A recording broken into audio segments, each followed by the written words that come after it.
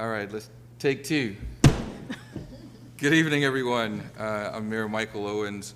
Thank you for joining us for a September 11th, 2024 edition of Mableton City Council meeting. Thank you all for attending. Again, today is September 11th. We're more than happy to see residents and some of our first responders here with us tonight. With that being said, the time is 18:44. Madam Clerk, I'd like to call to order this meeting, and if you please proceed with the roll call. Yes. Mayor Owens. Present. Councilmember Ron Davis of District 1. Present. Councilmember Damian Oladapo of District 2. Present. Mayor Pro Tem and Councilmember of District 3, Keisha Jeffcoat. Present. Councilmember of District 4, Patricia Alk. Present. Councilmember TJ Ferguson of District 5. Present. And Councilmember Deborah Herndon of District 6. Present. Quorum present. Thank you. I'll move to item 3. Councilman Davis, if you please lead us in the invocation, please.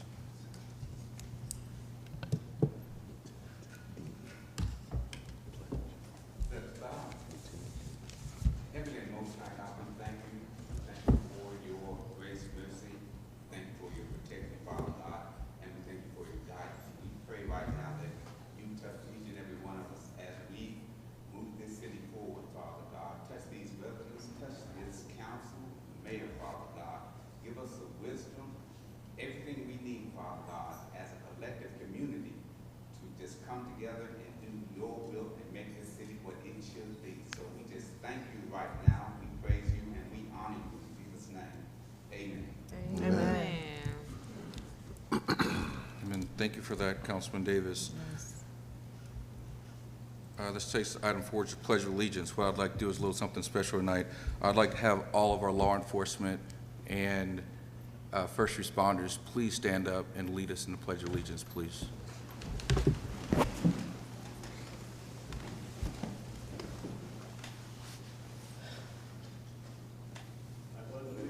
To the flag of the United States of America and to the republic for which it stands, one nation, under God, indivisible, with liberty and justice for all.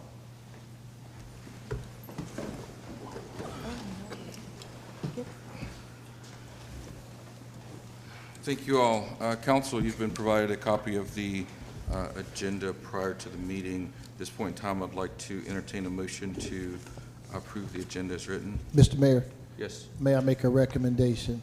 if you have one, sir. Yes, sir. On the item 7 presentation, that you would add a first read of a projected spending plan presentation to the agenda. Could you repeat that? Yes, sir. I'd like to recommend that on item 7 presentations that we add item C to do a first read of the projected FY25 spending plan. FY25. Yes, sir. Okay. All right. With that being said, I'd like to enter a motion for the approval of the agenda with the additional item, which we're going to cover off on 7C. That would be 7C. That would cover the projected spending plan for FY25. I'd like to make a motion to approve the agenda and add item C, FY25 projected spending plan, first read. I second. Thank you. Motion's been made and duly seconded. All those in favor of approving the agenda, please say aye. Aye. Aye. All opposed, say nay. Hearing no opposition, the ayes have it. Thank you. Do not believe we have any public hearings for this evening.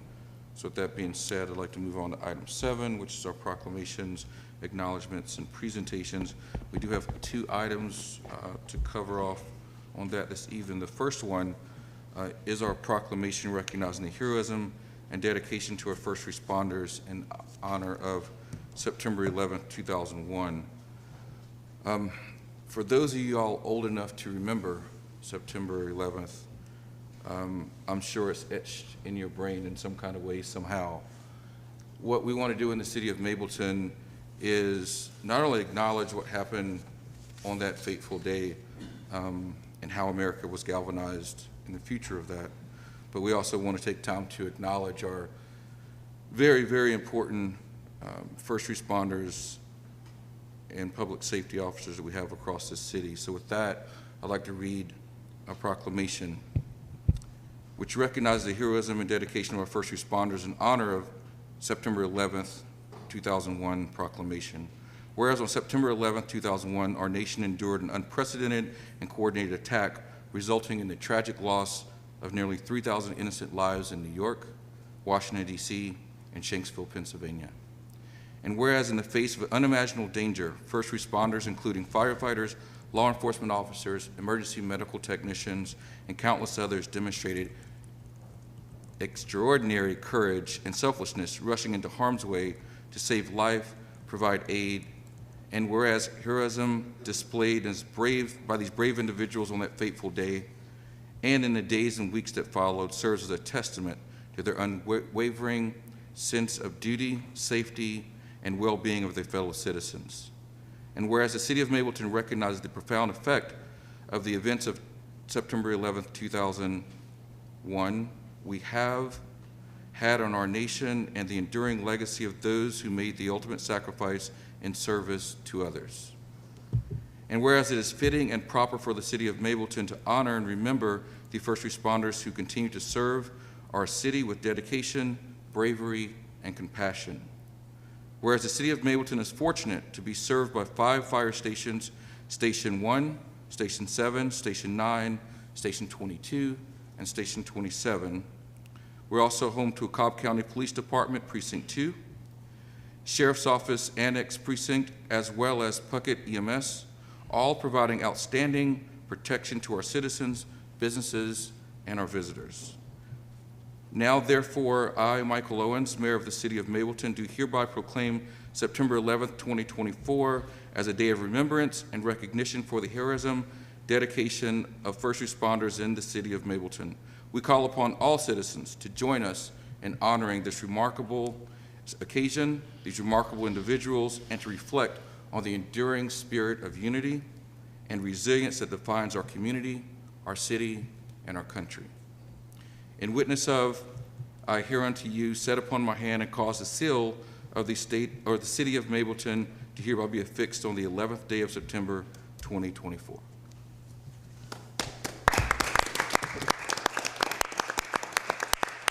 Mr. Mayor, the public safety first responders, they're going to get me for telling this on them, but they have requested to take a picture with the council. And I do want you to know you have Mableton Station 1 here. We have a battalion chief here. That's the station that's right there off Mableton Parkway. And they do have a moniker, I believe, Mableton's Finest, but we used to call them the Big House. So we're honored to have that station, Central Mableton Station, here with us tonight. And I would like to invite them up, plus the sheriffs that sit here every night and protect us, to come up and let's do a photo op with the entire council. Yes. To the front. Yeah, we could line.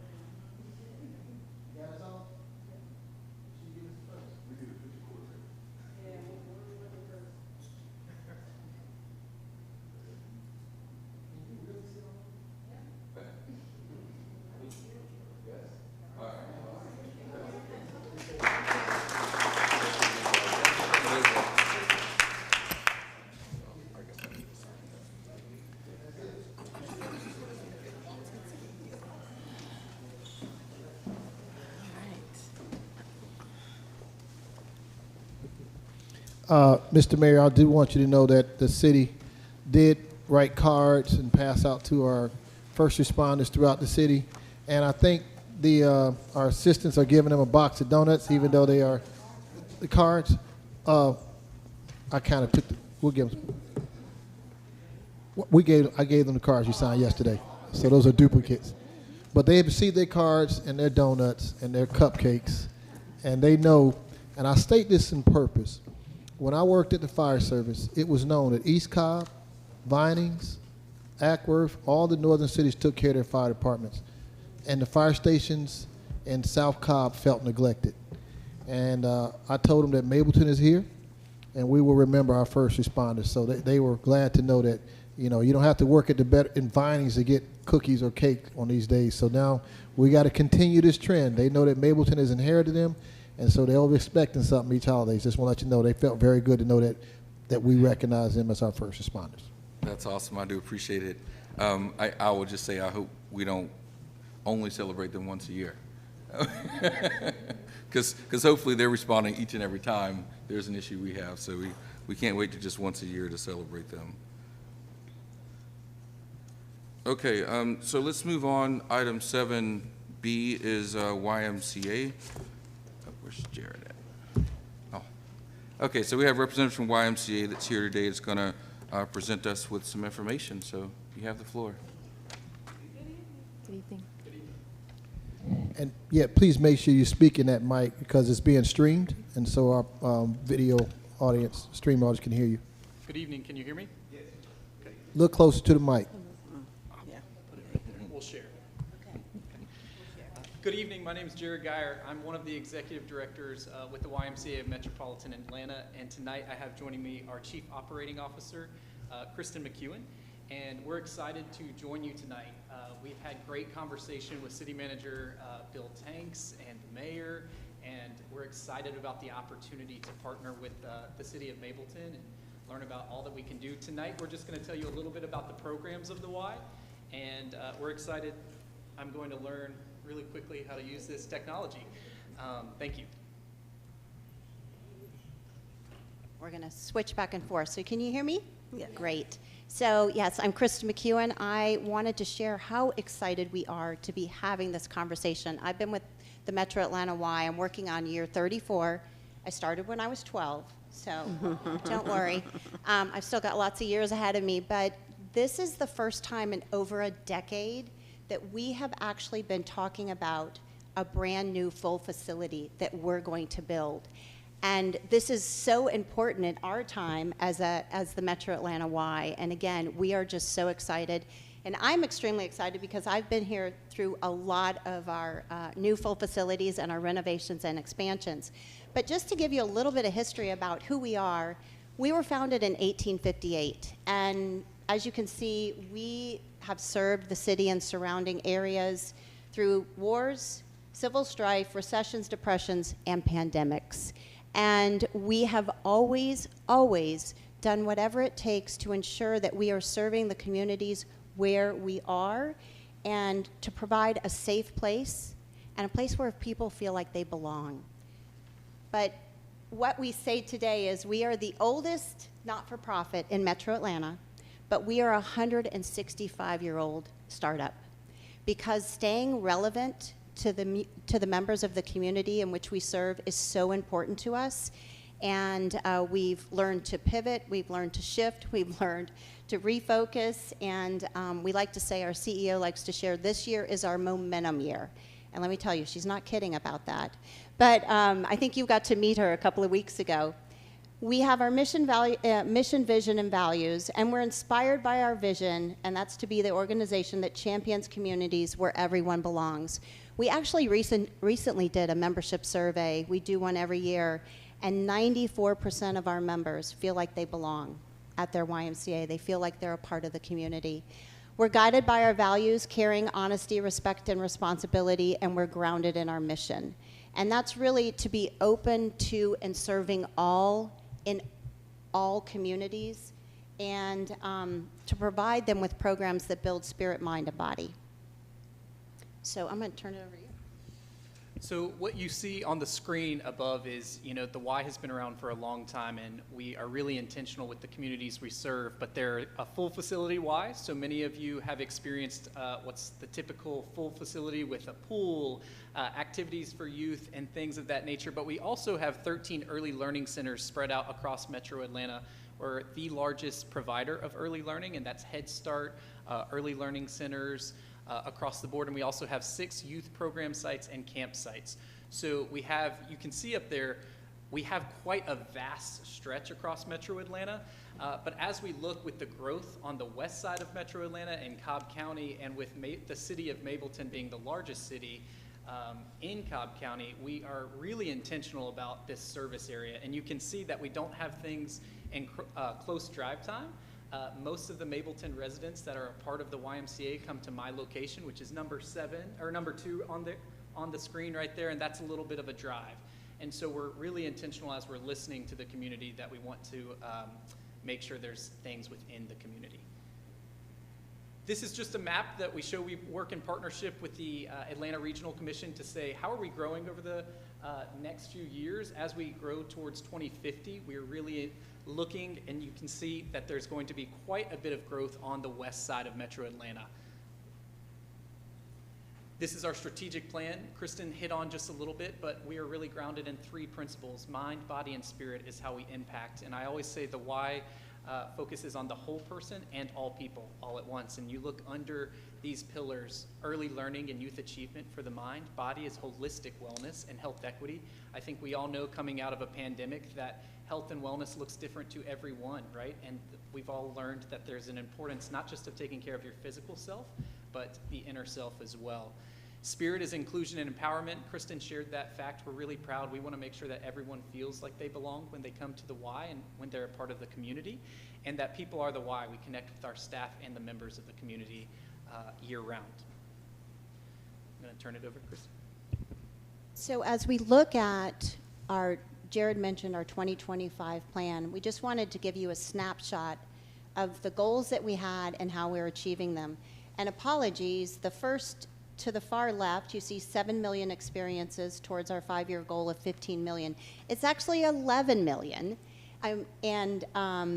So we are tracking along nicely. We have had significant membership regain since the pandemic. You will see in 2019, we were at 46 membership units. We lost over half of that during the pandemic. It was a difficult time for everyone.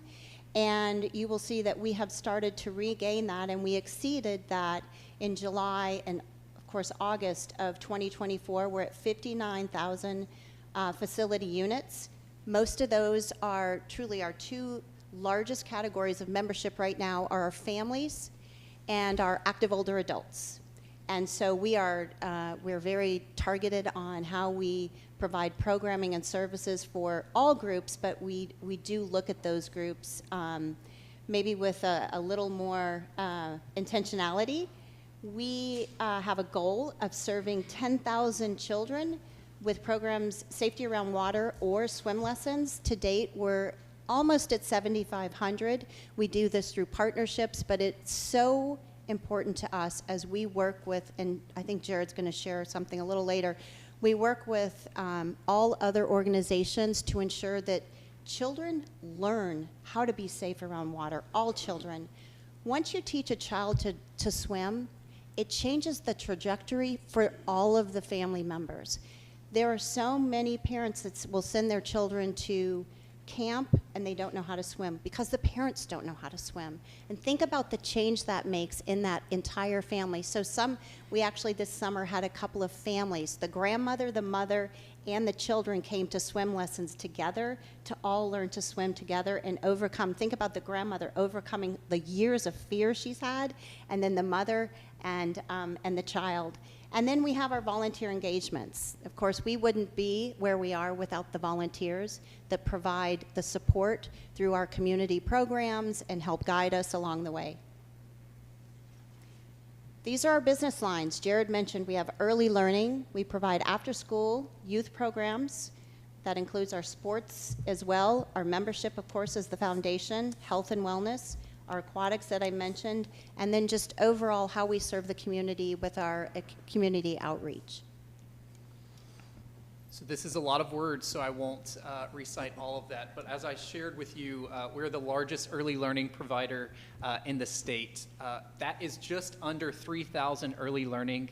That's 5 and under every day that we serve across Metro Atlanta. And we want to make sure that finances aren't a barrier there and that we're helping bridge that gap. So when you talk about early learning readiness and the ability to understand letters and numbers at an early age, that matters, and we take that very seriously.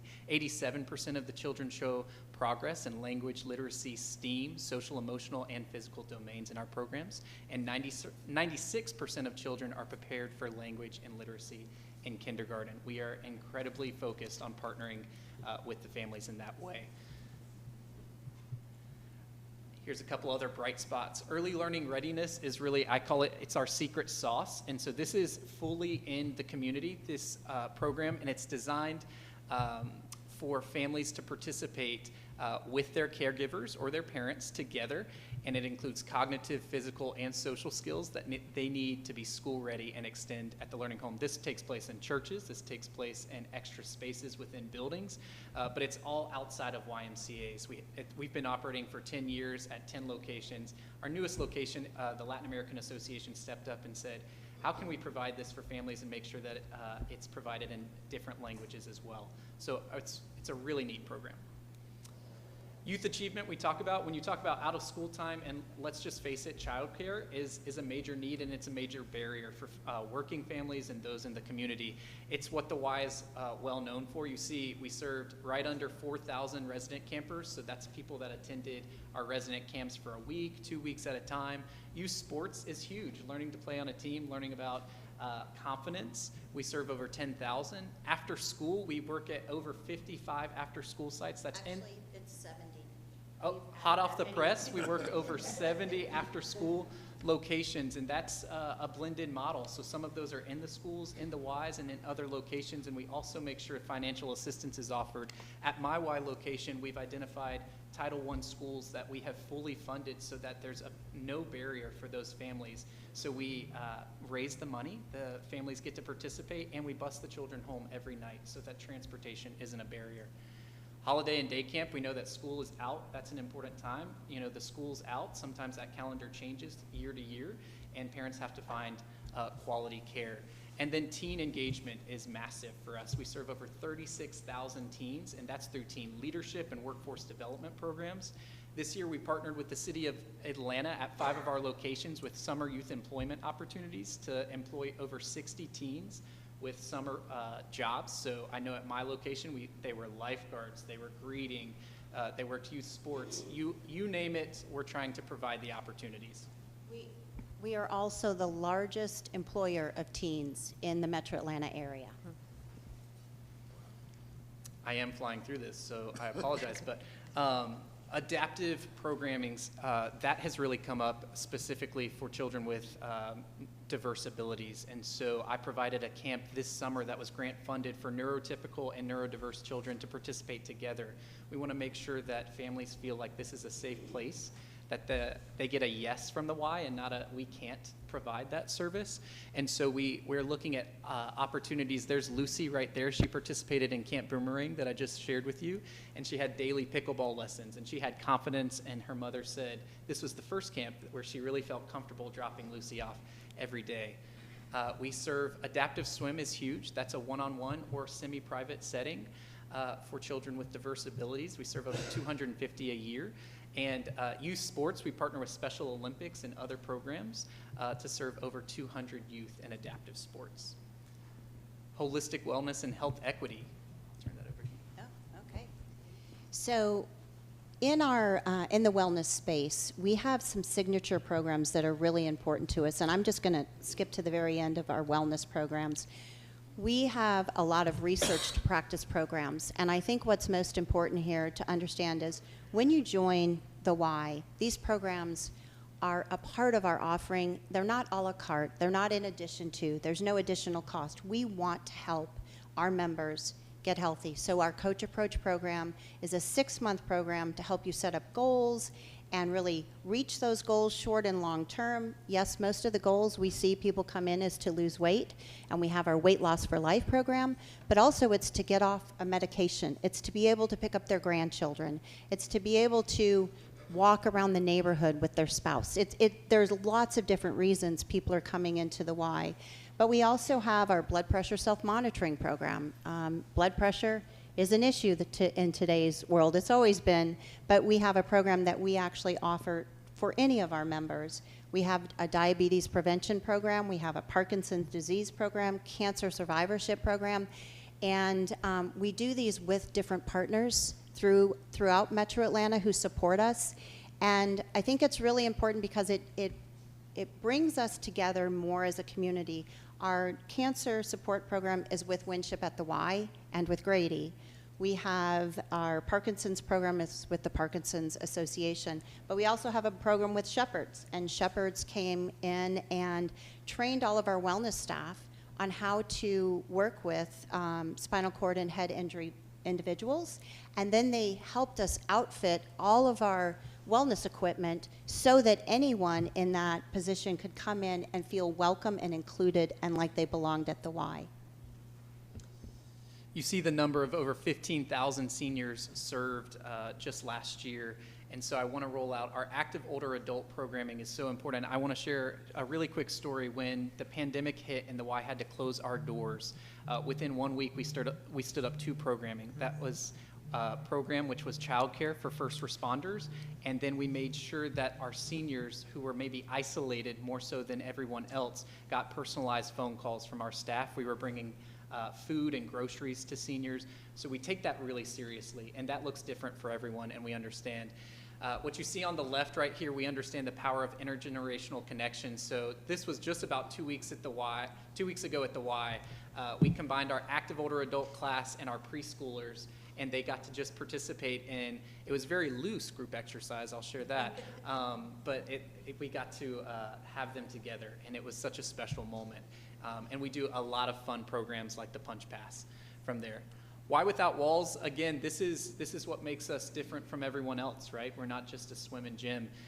We make sure we're in the community, and that looks different in every community. So Kristen says it best. She says, when you've seen one Y, you've seen one Y.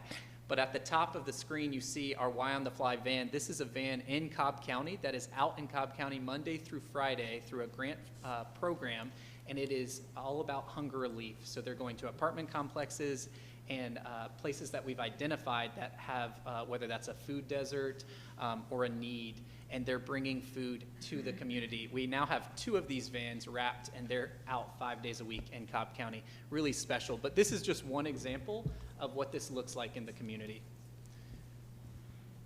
So just off of the Y Without Walls, the van, I want to share, and this is not to promote myself or my city, but I live in Peachtree Corners, and I've learned from the city manager that we are the second largest not tax charged citizen. So Peachtree Corners has been my home for quite some time. But before I moved there, we wanted to build a Y there. And I was actually the program director. And so I went out to the community. I had mats in the back of my car, and I offered gymnastics at a couple of churches. I went to the local hotels, and I was able to teach swim lessons. I was able to work at fields in neighborhoods and again with some of our churches to actually have youth sports. So we build the programs even if there isn't a facility. So that's why the Y Without Walls is so important. We are a part of the community even without a facility, and then, you know, build it and they will come. We really believe in bringing the programs to the people first and understanding what they want and what they need, and then evolving with them to make sure when we do build the Y and we open the doors that people are ready for it and embrace it. And I'm happy to say the Fowler Y has been around for quite some time and is really the community resource center for the Peachtree Corners area. Our days of service, we have a celebrity up there. He's sitting to my left, but Jared's in the picture up there. Days of service we've been doing for over 7 years, and it's 2 days. It's this actually Friday and Saturday. We're fingers crossed with weather.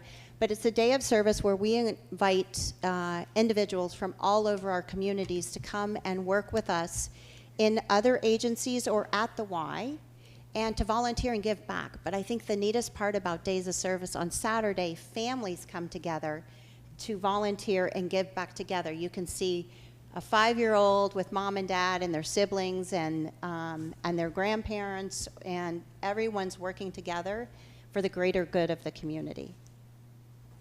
Our partnership network, you can see this, again, has a lot of words on it, and I know that the council has this deck, but we partner with a lot of people across Metro Atlanta because we understand in order to be a strong association, we need to partner.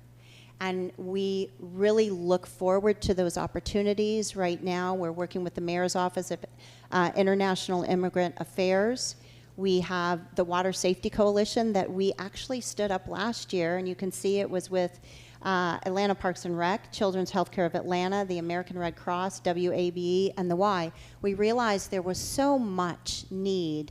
Again, we mentioned our goal to teach children safety around water or swim lessons. There's so much need for awareness because drowning is a silent killer. People don't know, parents don't know when their child is playing right next to them that they could slip in and they don't make a noise when they go under the water. So it's an education. We also want to train teens and adults, even active older adults, to be lifeguards for us. So it's a wonderful, wonderful water coalition that has done a lot of good just in a little under a year. And if you didn't know, we are the patch partner of the Atlanta Hawks. We were excited to launch that last year. It's really been a great brand awareness for us, but we have been able to lift up our youth sports programming and provide opportunities for the children in our program to actually go to some of the games. And actually during entitlement night this year, we had a team that was able to be the halftime show, so that was quite exciting. Oh, here we go, the world's largest swim lesson. This was done with the the Atlanta Water Safety Coalition, and you can see we had the children there. We have a lot of folks that came out to support, but again, it's just, how do we serve the community? How do we keep children safe in the community? How do we lift up individuals and provide them the tools and resources they need? This is another great program. We work with the DeKalb County Police Athletic League, PAL, and they really have a high crime rate in the area of the South DeKalb Y. And so during the summer months, we have the building open from 8 till about 1 in the morning, twice a week, and we have a after dark basketball program. And you can see we have 100 teenagers that come in. We have 12 teens that are employed to run clocks and help with other things. And overall, we had over 1,300 teens and family members come in. But this is our third year. And this year, 4 of our participants actually received college scholarships. And they are the first individuals of their family to go to college. And they never thought that that was possible. Yeah, go ahead. So we talked about we can't do it alone. We build WISE through multiple avenues, whether that's in partnership with the city, with the government, all sorts of things. This is just an example, and we talked about this a little bit last time, but we have 3 WISE that we've partnered with both public and private partners to build those WISE from there. But partnership looks different in every community. We, in the midst of the pandemic, we were able to work with Morehouse School of Medicine to open a location there so that we could bring health and wellness to life. And Good Samaritan Health Center, which offers so many important services to the community. We've also made sure we offer group exercise and wellness there as well. We already have spoke with you about Water Safety Coalition, but the most important in the bottom right is our promise is that no one will be turned away based on inability to pay. Just last year alone, we raised over $9 million. That went straight towards scholarships and funding for these programs that we talked to you about. We make sure that each of our programs offer financial assistance or are fully covered, as we've shared with you. And so we share a little bit about this. What does this mean for Mableton? There are over 750 members that have a Mableton address and live within the zone of opportunity that we talked about. 45% of them are within that adult range. We have a number of youth as well, and so that's just the makeup right now. And as we shared, we understand that it's a service gap. So there's a lot of possibility. We've shared a lot with you today. We thank you for your time, and we hope that we can continue to work with your community. Thank you. Okay, thank you.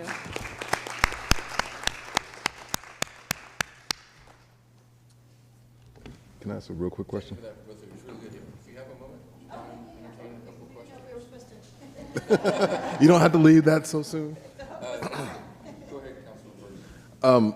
I was just wondering, again, of those 750, so now I'm asking the COO, see if we can get this, of that 750 that are coming from here out to other places, do we know the programming that they're looking for?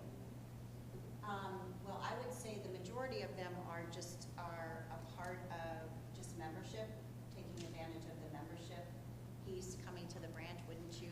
Primarily health and wellness or our youth sports programs. For our youth, that's primarily. But once somebody has a membership, they can do so much, right? So we can't monitor if they go necessarily in the pool or to the gym, so to speak. But the 750, they're active monthly members coming into a facility.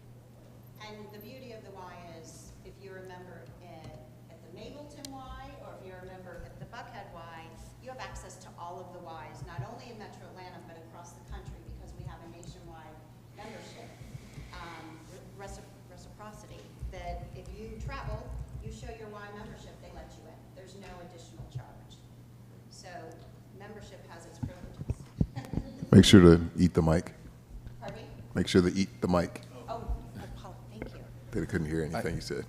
I'd also kind of expand out from that, being the fact that you said 750 that with Mableton addresses, Mableton, as I like to say, new Mableton is not the old Mableton. So that number could be considerably larger if you take into scope our new geographical boundaries.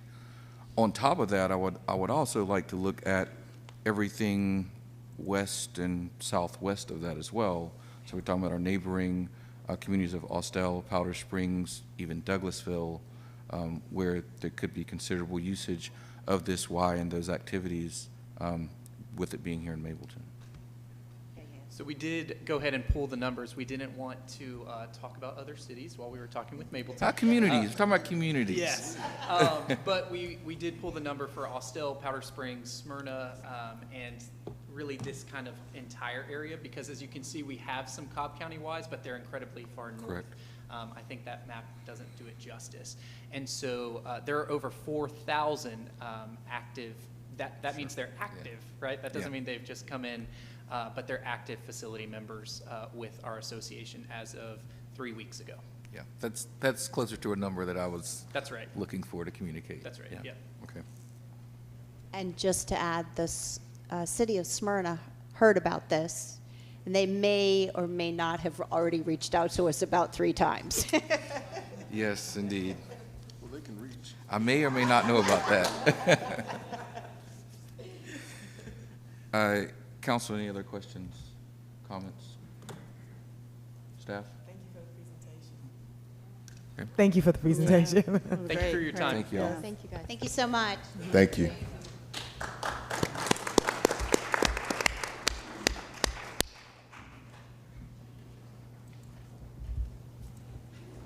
For that, we'll move along. Item 9 is our public comment. Madam Clerk, do we have any public comment cards for tonight? Mayor, I thought we had a 7C for presentation for the budget, the financial, for the spending That plan. was the amendment. Oh, okay. Yes, my apologies for that. You're correct.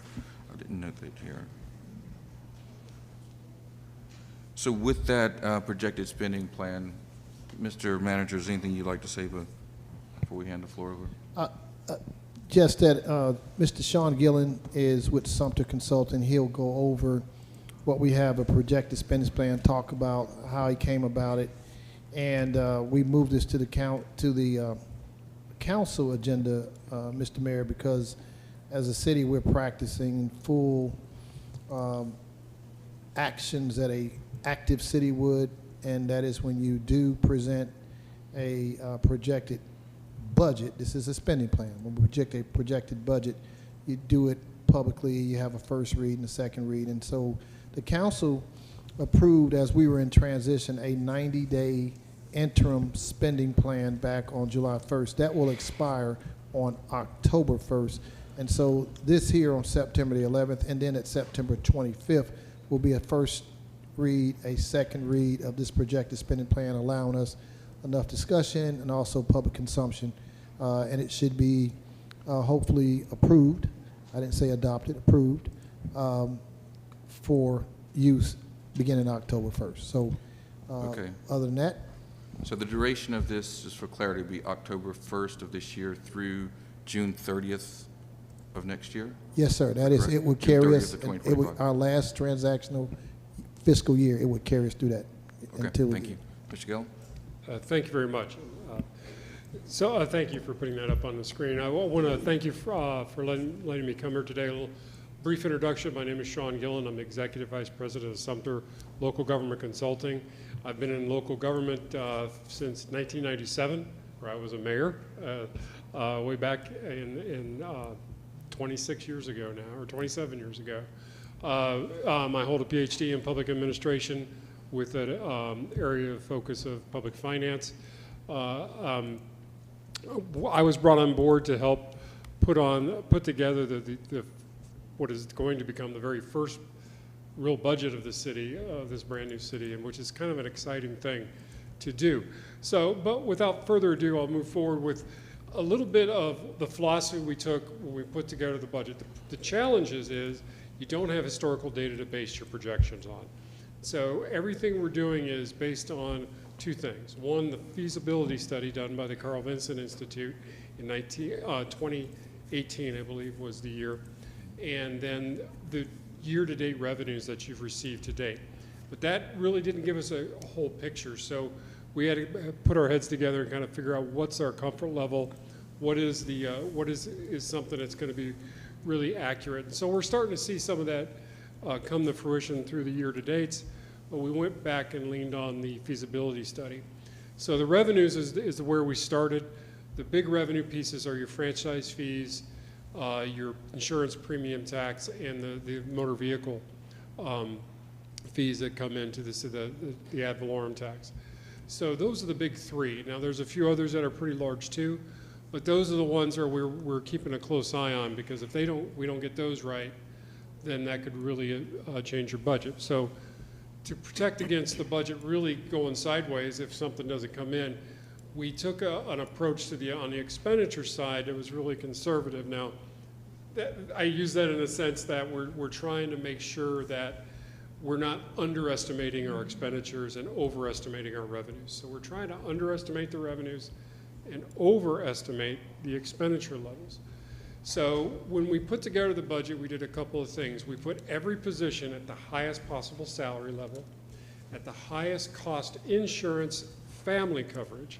Not every employee is going to earn the highest level, nor is every employee going to take the high insurance plan or have family coverage. So we knew that would give us that flexibility, so if things didn't go the way we thought they would, revenue-wise, you had the flexibility to draw that down without disruption to the services you're providing. And once you get through this first budget cycle, then you're going to have some hard data to base off the next budget cycle, and that's going to get better and better each year you proceed. So we took a very conservative approach to how we go about this. So that means that you're all going to have to earn your money after this first year as you monitor that budget on a monthly, quarterly, and annual basis.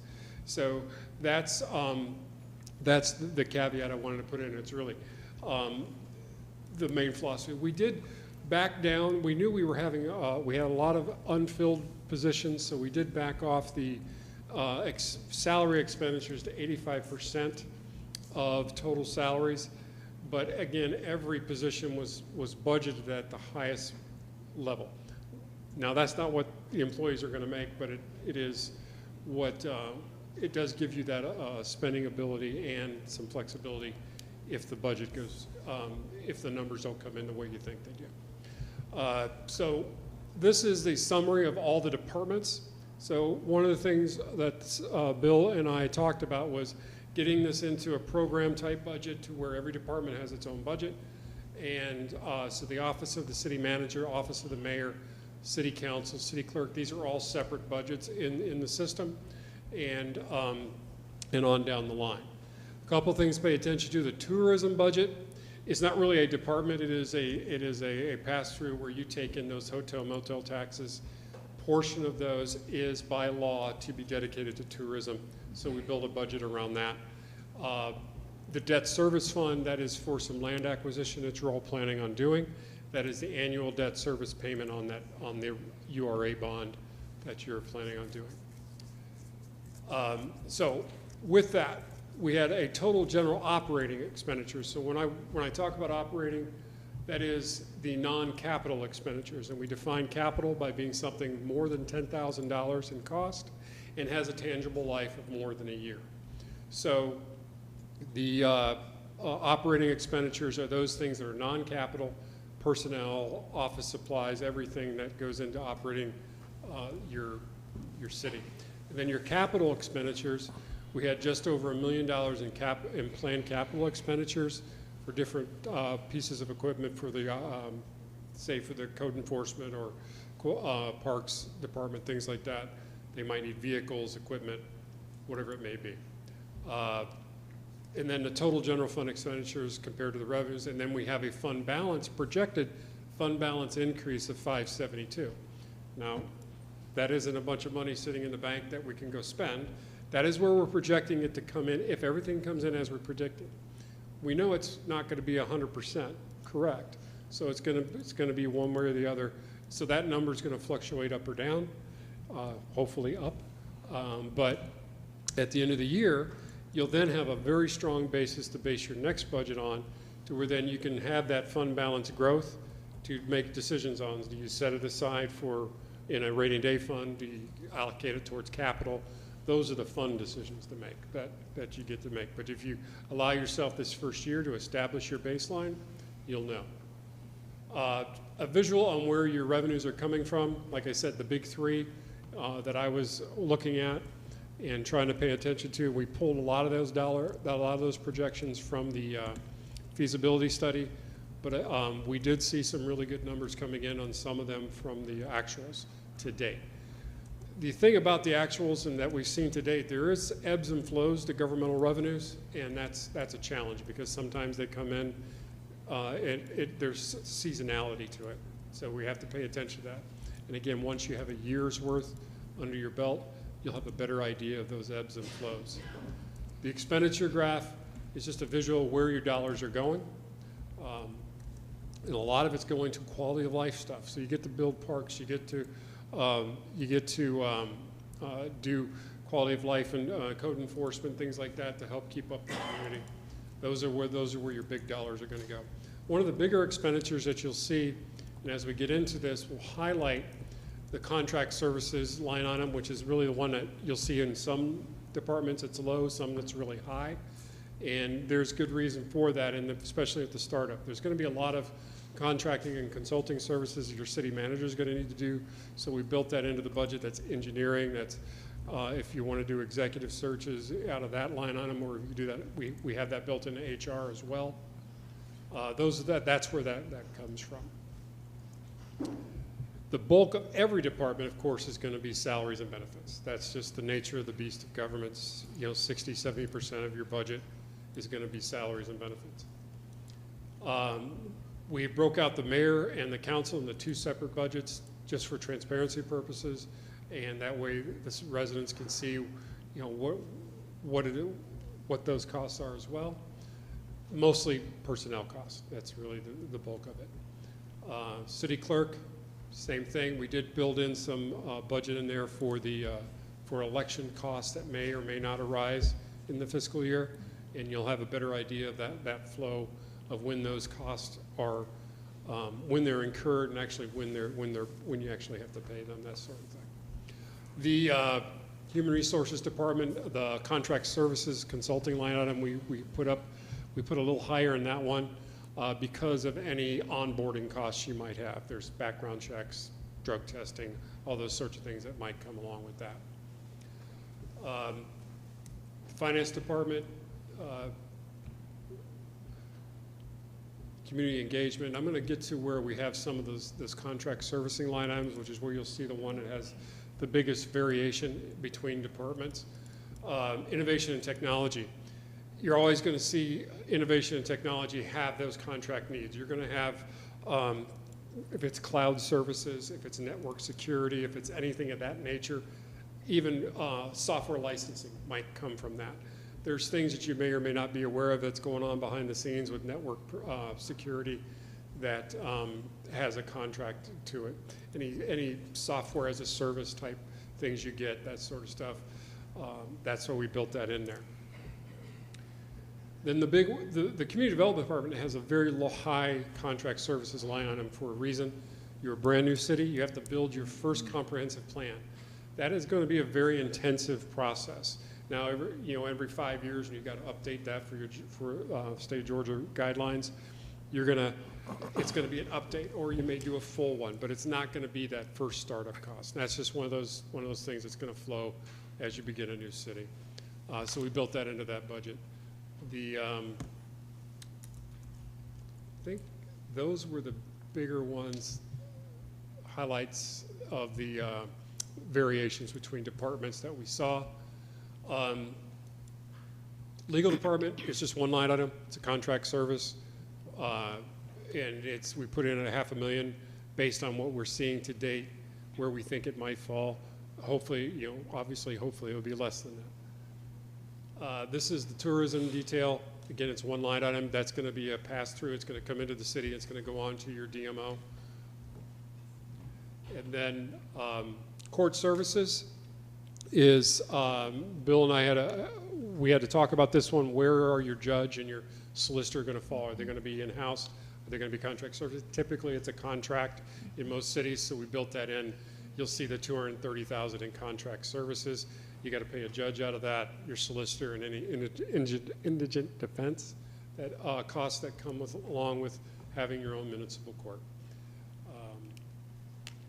Then you have your debt service. The plan, as it is my understanding, that the plan would be a $5 million URA revenue bond, with the revenues being paid out of the general fund. So we budgeted $450,000 for that. The general fund capital spending plan for the first year is very conservative in the sense that it's essential equipment just for operating. We're not talking about any major capital expenditures other than purchase of equipment. And I based this off the city manager's input on where he thought the need was going to be. Innovation and technology, if there's any new equipment that might need to be purchased, if it's server equipment, things like that, that can get a little pricey. Vehicles for Parks and Rec, that sort of thing. And we have about $1,050,000 in projected costs there. That doesn't mean that those all get spent. Of course, there's some spending threshold for your city manager, but also some of that will come back to the city council. And those are the things that you're going to be examining throughout the year as you move forward through the fiscal year. And I went through that very quickly. I apologize, but I think that was it for the projected plan. And I can answer any questions you might have.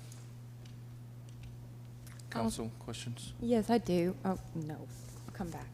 Hold on. Okay. Okay, if you go to, say, like the city council spending slide. Yes, ma'am. Okay, so other costs, miscellaneous expenses. Is that considered an allowance for costs necessarily incurred by the mayor or council members in carrying out their duties, essentially a discretionary fund? That would be my understanding of what that would be. Again, you guys can create your own policies for that. But and I would turn to the city manager to give a more detailed explanation. But typically, you have the uniform chart of accounts that only certain things can be charged to that sort of account. So. Okay, so in section 2.13 of our charter, there's actually a set amount of essentially discretionary funds, and it caps at $5,000 for the mayor, which means we've exceeded that bucket by $5,000, and then $3,000 each for the city council, which means the council miscellaneous costs were shortchanged by about 3,000. Yeah, I would say that discretionary is embedded in that. That's not exclusively discretionary. But to your point, one reason we're looking at this and reviewing it is to make sure that it was something of justice. So we'll make a note to make sure that if we have 6 times 3, then obviously a minimum of 18 should be there for discretionary. We'll probably add an additional 5 for other miscellaneous. When you look at other cost miscellaneous stuff, it could be town hall support. It could be Right, our charter specifies, so if it just more adds some specificity, particularly to the mayor, Right. since that one overshot, which our charter prohibits, you can't go. for over. discretionary, yeah, but that's not, so other cost miscellaneous expenses is not discretionary. Discretionaries could be a sub-account within that. So if the discretionary was set at 3,000, then per council member or the mayor, you couldn't exceed that on that particular specific line item. But this is a category, other cost miscellaneous. We have in there, you know, you all are going to probably have a couple more town halls, and there's things sometimes you can't predict associated with council. So I'll make sure that we make a note, Sean, we make a We can note make that change. that we will reflect the discretionary with limits that are in there, but that account is not limited to the total amount of discretionary. It can also have the other or miscellaneous things that really you can't predict or qualify right now. I understand, but if it's an allowance that covers an expense incurred for carrying out the duties, that's what is prohibited in the charter. So if it falls under that definition, Yes, then it's still in violation of the charter. So I understand. just We to will be make sure, mindful of that. yeah. Well, I think it's only a reimbursement, It's, but I'm not, I can, but I'm, because I don't want you to be under the It's section misunderstanding. 2.13. You can read it and review it. But for the sake of budget discussion, I know we're talking about the charter and we're talking about the discretionary spending restriction. This line item is not that, and it's not that. See, I would not call a town hall a meeting necessarily discretionary, or things that we couldn't predict that may not necessarily be in there. It is somewhat what you call, oh, I don't want to use that term, but yeah, I wouldn't call that the one that's tied to the charter. It could be something more than what's into that charter, and I can't specifically. That's why it's called miscellaneous. Mr. Manager, if I may suggest, just pull out discretionary to a separate line item. Okay. So it's very clear. And Okay. if there's miscellaneous or other Right. items, call them out, but Okay. That works to some degree, but I would say it, not miscellaneous, have it assigned to something, so it's very Oh. specific what that is used for. Got you. And that's the purpose of this, is to get feedback like that. So we'll make sure, Sean, that we make an Okay, adjustment, that's great. that we will specifically state discretionary and separate it from that miscellaneous. I don't, and this is kind of just, oh, it's a question because I don't want to rule out having a miscellaneous funds. I think most budgets have miscellaneous. So I agree with you on specifics of the charter about the discretionary funds. But beyond that, I think every line item here, or at least every department, there would be some miscellaneous that would be there. Okay. Agreed. Well, I our do- charter doesn't use the word discretionary, it has the definition. If it falls under that definition, then that's what Understood. I'm saying. Duly noted, and Thank we you. will make that All right. adjustment. So my quick question is, every one of these sections has overtime. I get paid overtime? No, No, sir. that's your department. That's your department. So in your department, you have an executive assistant that does get paid overtime. Correct. Was that a motion, Councilman? No, It- yeah. it- No, this is not, no, council's flat rate salary, but there will be, you have an, under you see that, it should say executive assistant? Yeah, overtime. Yeah, Maybe yeah, put that- yeah. put it That's an aside. hourly rate, so we allow space for that. And that's more of an HR thing if someone's salary exempt or if they're not a non-exempt employee. So I guess they're making room to have But if- exempt and non-exempt employees. But you won't get any overtime, Mr. I'm just wondering because it's on each grouping, and I understand your explanation, but it's $10,000 that's on each grouping that we plan to utilize. Yeah, now, That's why I'm again, asking the question. oh, Maybe that's a cap. Is I mean, that that's right? Is that a cap? That would be an operating cap with the department, if that was the case. If you're putting a line item for $10,000 for for overtime. And he's saying it's the same numerical amount for each and every department. I don't think it is it? It is. I Like the think city it is. clerk It is. has $10,000 for, and she doesn't Continue. have any admin assistants. Continue. She has a deputy The clerk. deputy could be, clerk, yes. Deputy clerk would have to be spelled out in a, it is. It's in there. It's I in the think staffing position. And the deputy clerk in the paragraph. So when you look and at, we don't have to beat a dead horse, but I'm just, so when you look at salary, so salary is composed of all employees that would be in that one line item.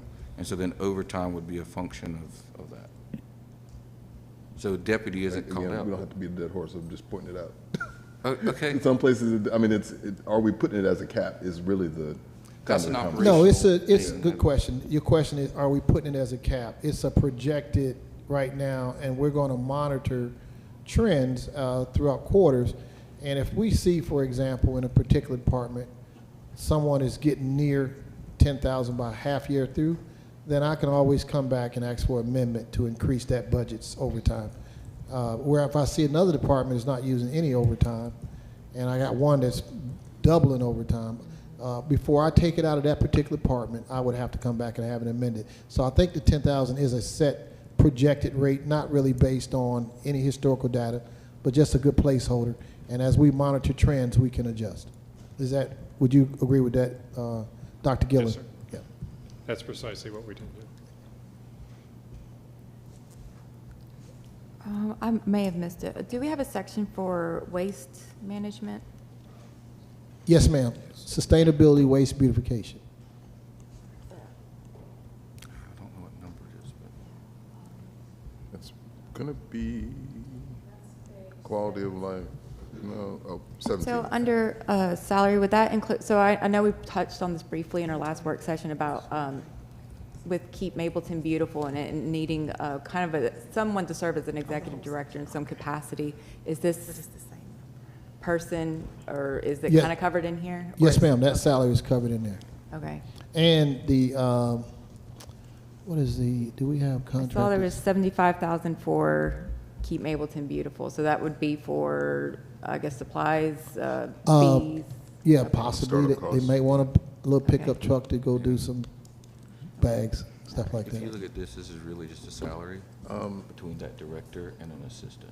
I just want to make sure we're well funded to Just- get the job done. you know. Just to be clear, the department consists of 2 full-time employees, including the Oh, yeah. SWB director and 1 admin assistant. I believe that is exactly right. Yep. So you're saying you don't see the admin assistant there? What I'm saying is I don't see I said, you're right, good catch. We'll make a note. Sean, I don't know if you got a pencil and paper, you make a note. But under SWB, we are missing an administrative assistant. no, We're- it says will account consist of 2 full-time employees, including the SWB and 1 admin assistant. So there's 2 employees. That's two. Right. And then we just got done saying that we're including the Keep Mableton Beautiful. So that's the one, ED. that person is one and the same. The SWB director is the executive director of Keep Mableton Beautiful.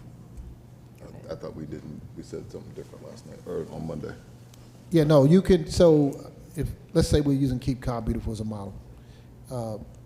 Kimberly is the paid full-time employee at Cobb County working in the Sustainability, Waste and Beautification Department. She also serves as the executive director of the 501c3 Keep Cobb Beautiful, Keep America affiliate. So she's paid by the city to work in that department, but she also serves on that board. So we're going to pretty much duplicate Keep Cobb Beautiful's model. Oh, Well, I'm sorry. We're going to get pretty close. They got a pretty successful model. It's called a hybrid. There are different ones.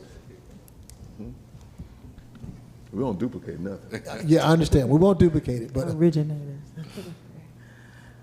I mean, I think that conversation, I do remember it. I think it's, if it grows to where it needs to, Right. and quite frankly, it's able to, the funding level within Keep Mableton Beautiful is enough to sustain, or if this role itself, if the internal sustainability waste role grows, because it is only one person. Right. I mean, if there's a need to we do so. But I think, especially with first-year projections on this, becomes one and the same.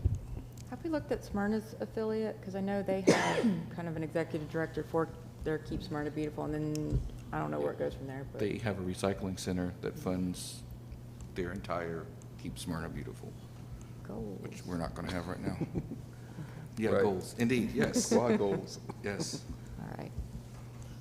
I think Sean, Dr. Gillen's taking notes on his phone, but you can proceed whenever you need to, Dr. Gillen. That was all I had for the presentation, if there was no other questions. Oh, yeah, he was answering questions. Any other questions, council? Yeah, we'll have a second read on this. Yes. Yes, second Thank you read. very Hearing no much. other questions, thank you, Sean, I appreciate your time. And with that, we will have, again, to your point, Mr. Manager, the same way that we did last year, we will treat this as a budget, although it's a spending plan, so we will bring this back for a second read. We will also have a public hearing at our next reading of this to where give the public an opportunity to be able to speak to this budget. With that being said, Madam Clerk I think if there's any feedback from this, I know Sean has some takeaways. There may be some more things from the council. I do want to make sure that this is made available to the public, whether through our Civic Plus where they could access it. This online? Well, there's going to be changes, so I just want to make sure before people come up to speak at public hearing, we get through whatever updates that need to be updated now, and so that way, whenever all the updates are done, we could notify the press and let them know, so that way when the public wants to respond, they're responding to the latest version. Mr. Manager, did you say that you wanted this implemented by October 1st? I did say that in a roundabout way. What I did say is we have an interim spending plan that started July 1st. It will expire October 1st, and I would like for this to be active when that expiration occurs. Okay. Is there like for public hearings, is there like a minimum? No. I figured that's where you're going with that. I think we can do the public hearing prior to us doing the second read and then voting, so. Yeah, and- if necessary, and I work with the clerk, I can actually set up a day at the epicenter where I have the budget, and if anybody wants to come in and see Do a me budget discuss it, hearing. and discuss the budget, we're open. In prior roles that I've served in, we've actually set ourselves a whole 7-8 hour day in a room and made it available to the public for one to come in. A few people will come in and ask us about certain line items. So if that's necessary, we're doing it. And I think it is worth noting, we're in transition. This is not a formal adoption. I think we are doing just as if we were. And so I'm willing to do whatever to meet that deadline. It's just to keep us honest. October 1st would be nice. So we pretty much guaranteed we will have that public hearing and meeting on September 25th at our next meeting in order to meet the deadline. Yes, ma'am. Okay, And- September 25th, guys. And our All right. clerk, and correct me if I'm wrong, Madam Clerk, but you will put out a public hearing notice for that. So there will be a notice specifically for the public hearing. Okay, thank you.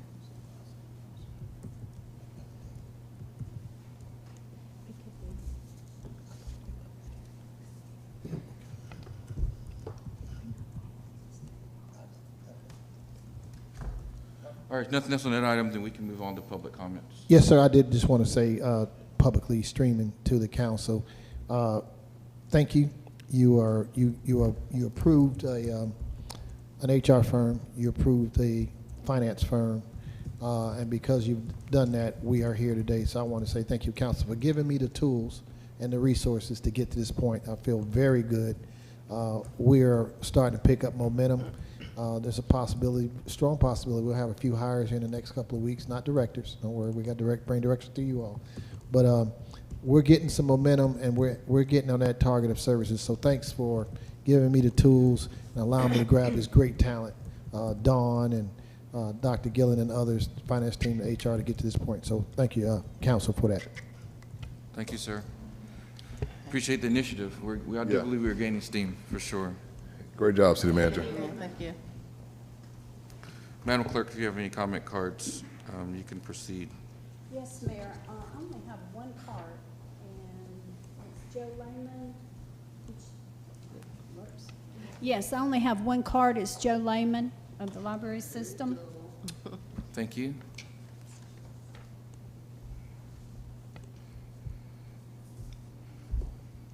Good evening, my name is Joe Lehman, and I'm Regional Manager for the South Cobb region of the Cobb County Public Library System, and I live in District 1. Fun things from the library. Do you know what a fire investigation unit does? Don't miss a chance to learn more about this exciting field, including how to read fire patterns and what happens when it is determined that arson has occurred.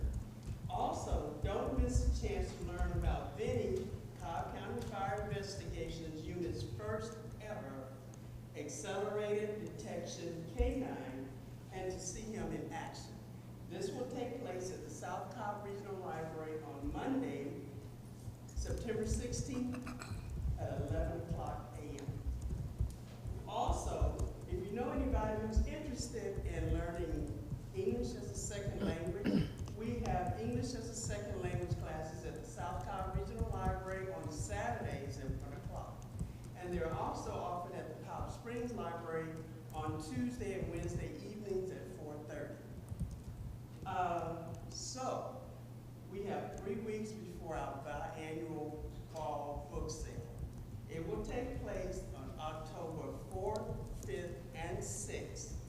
Friday and Saturday, the book sale will be from 9 o'clock until 5 p.m. On Sunday, from 1 until 5 p.m. So, if you want to see how we set up on the back end, we have volunteer openings for you. Now, my day is Wednesday, so I would love to see our council members come out and help me set up for the book sale. But anyway, if you are not looking for anything special, you just want to get a bunch of books, Sunday is your day. Because on Sunday, you bring in any size box, you fill it up, and it's only $20. So, save that date on your calendar and come out and support your local libraries. Thank you. Thank you. Thank you. Thank you. And Joe, could I ask you to send those dates, email those dates? Yes. Submit them. Submit them. I don't know how to say it the right way. Submit them. But on our website, we've got a form that has been created, and if you submit your dates for anything that you have going on to that form, it will go onto the For our community page, website page, community calendar page. Thank you. No more cards. Thank you, ma'am. We'll proceed to the item number 10, which is our consent agenda. Consent agenda has 3 items, which is ratification of the contract for consultant Chris Pike for financial services, the August 26th work session minutes, and the August 28th regular meeting minutes. If I would like to go ahead at this time and entertain a motion to approve the consent agenda. I make a motion to approve the consent agenda. I second. Thank you. It's been moved and duly seconded. Any discussion in relation to consent agenda? I have a quick question for Pike's contract. I think we were to receive a document showing the changes from the very first version to what has been, I guess, now signed. And I don't recall seeing that. I think the city attorney was supposed to send. The most current. I thought we agreed that that was the most current. That was the same version. The minutes. It was, just the minutes were wrong. that it was the Okay, so contract that did was not the change. only, that was the only Yeah. primary change? No, I thought there were actually, some other. there is a second version, and my understanding is, Susan, Yeah, that you. I put the newest, latest version was put up there on Monday. Okay. So it's in there. If you saw it, that's it. On Monday. The Yeah. attorney Okay. sent it to me It Monday. hasn't changed since. No, it has not changed since Monday. Because he provided his last updated draft on Friday, and then your meeting was that Monday. But I also looked at the draft over the weekend, and then I updated it with another current draft on Monday. So if you looked at it since Monday, that's the one that we're approving tonight, if approved. Okay. Any other questions about the ratification or the minutes? So just to make sure that, and I'm trying to scurry to look in there really quick, but we made that change In the minute? in the The minutes? minutes? Yes. Oh, yes, I corrected. I'm sorry. Yes, I corrected that. That's Okay. correct. All right, here another comment. I'll go ahead and call the question. All those in favor of approving the consent agenda, please say aye. Aye. All opposed say nay. There are no opposition. The ayes have it. Thank you for that. We have no unfinished business tonight. As it relates to new business, we do have 3 items. The first item is the first read that we'll have. It's an ordinance and adoption agreement for the City of Mableton's Georgia Municipal Employee Benefit System Retirement Plan. I know there's a ton of work that's gone into this over numerous months. I think we're really close now that we have an ordinance that's on the table. We have all the requisite information, and I think hopefully it's what our clerk is going to say, that we've compiled all the information necessary, have all the information. The ordinance has been placed in there. But with that said, Madam Clerk, I'd like to hand it over to you to move forward. Yes, thank you, Mayor. This is the first read of the defined benefit and the 457 plan that we're putting in place to be effective October 1st. We have described all the benefits within this plan, and we have Mr. Josh Coley with us from the Georgia Municipal Association, and he's here to answer any questions. We did have a minor change that we're going to make, but we're not making it in this first and second read of this month because we do want to get this benefit in place for hiring in October. But we will do an amended version later in October, November to take care of what we discussed at the work session, including the 1099 service and the back dates of the council's election. But this is to get this going and have it in effect October 1st, following the second read on the September 25th meeting. But Mr. Colley's here to answer any questions that you may have. Does council have any questions?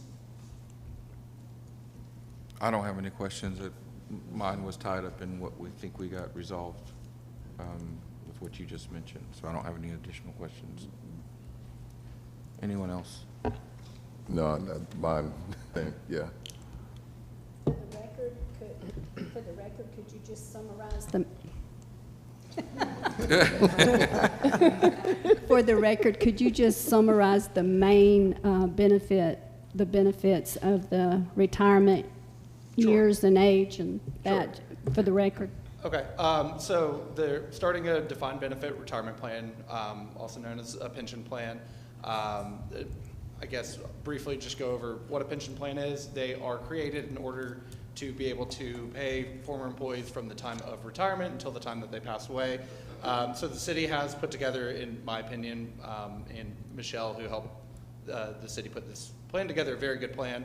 The city does have normal retirement age at age 65 if the employee has at least 5 years, or sorry, 62 if they have at least 5 years of service. Typically we see 65, so 62 is a better retirement age. Early retirement at age 55 or any time between 55 and 65 if they have at least 10 years of service. The early retirement is a reduced retirement benefit to make up for the fact that they are drawing their benefit before age 62. I like to point out that it's a reduction because some people think it's a penalty, but it is more so of a reduction to make up for the fact that you are drawing that benefit a little bit earlier. The city is going with a 2% benefit multiplier, which the easiest way to explain that is you get 2% of your final average earnings for every year of service you have as an employee.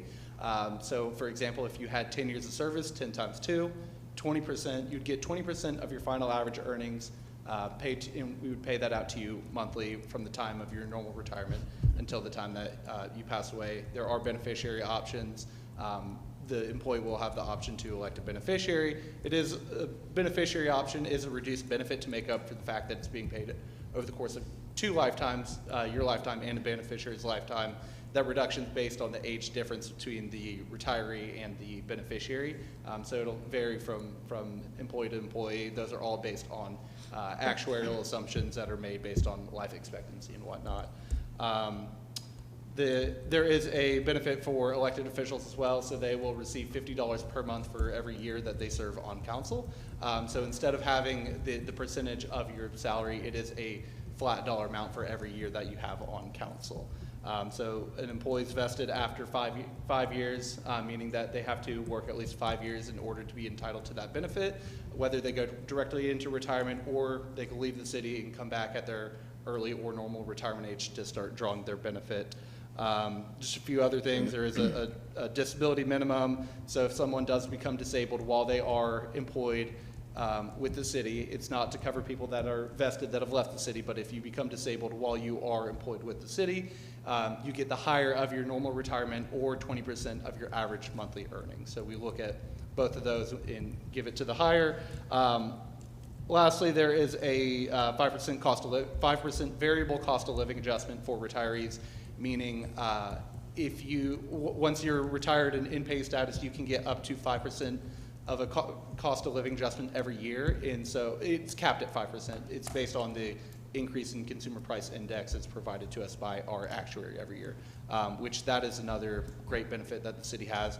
Really, probably only about a quarter of our plans have cost of living adjustments. The 5% variable is about the highest that we go. It is something that people are discussing now more than ever with inflation within the last few years, but that's just one of several good factors that this retirement plan has. And I know that was a lot and I talked quickly, so does anyone have any questions?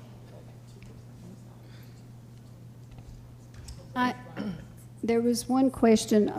The mayor and council's $50 a year. They don't have to wait for 5-year vesting. Theirs is immediately, right? Correct, yes. Yeah. Council does have immediate vesting, and it's not 65 and 5. It's just age 65 for normal retirement. That's pretty standard in most of our plans based on how council typically serves in terms. Thank you for that. That was a good first read. And continue with your questions. I'm sorry. Go ahead, Councilman. Well, thank you, sir. Okay. If you guys have any questions, feel free to contact Bill or Susan. They'll get in touch with me, and either myself or Michelle will most likely be here for the second reading. Great. Thank you, Mr. Mayor. Appreciate your time. Thank you. All right, the second item we have of new business is consideration and approval of a resolution authorizing and approving the mayor to execute the IGA between the Mableton Development Authority and the City of Mableton. I think this is what we have discussed earlier as it relates to the Mableton Development Authority. We actually we made an appointment, I think, at our last meeting of Greg Fuller, who is a general manager at Six Flags, to be a member of the Mableton Development Authority. Since then, the Mableton Development Authority has had their first meeting, which I think some of you guys were in attendance to. So what this basically does is a commitment that we had made from the very beginning of getting Mableton Development Authority created was that we would assist them in funding and staffing. And the way that we're doing that is the Mableton Development Authority is tasked with providing economic development services for the city of Mableton. And there within, they have went and partnered with the Chamber of Commerce, the Cobb Chamber of Commerce and Select Cobb, to be what I kind of deemed as our de facto economic development arm for this point. Gives us an immediate shot in the arm, if you will, giving us the ability to gain access to the chamber, to a whole host of experts, to a lot of aspects of economic development that, quite frankly, we just don't have in-house and would take quite a while to be able to build.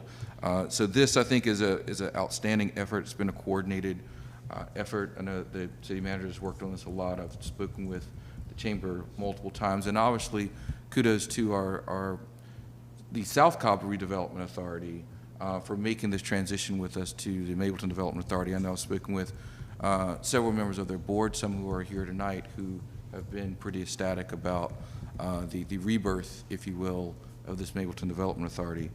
So with that, Mr. Manager, I'd like to turn it over to you for the specifics on the IGA and then hopefully consideration for approval. Thank you, Mr. Mayor. I'm actually going to defer to our city attorney. Okay.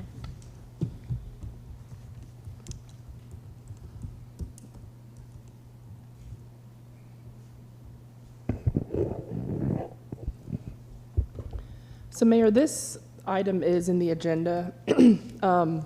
If approved tonight, I would just ask the council to approve or authorize the mayor to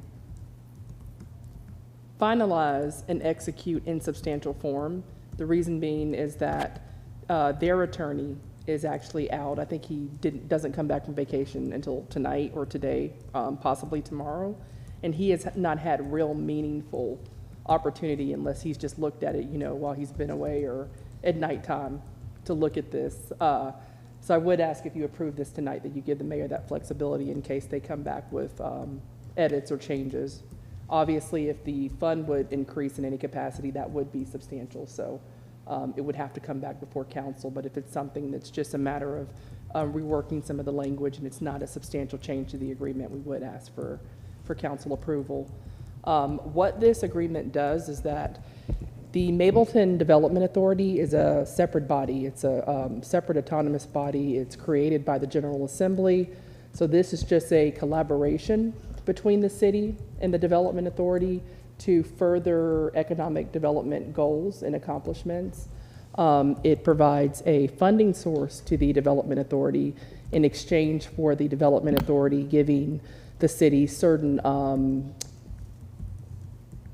I'll say heads up or certain, notifications that they wouldn't ordinarily have to give.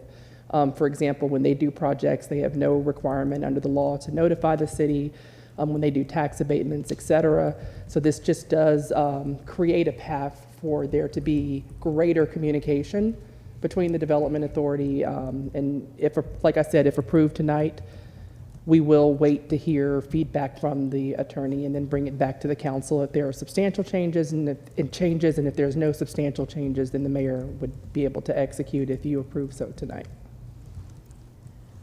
Would it make sense to possibly defer this until their attorney gets a chance to look at it and we can put this on consent agenda if it doesn't change? And then that way, if there is changes, we can review it before approving it? Yes, that is an option that you have tonight too.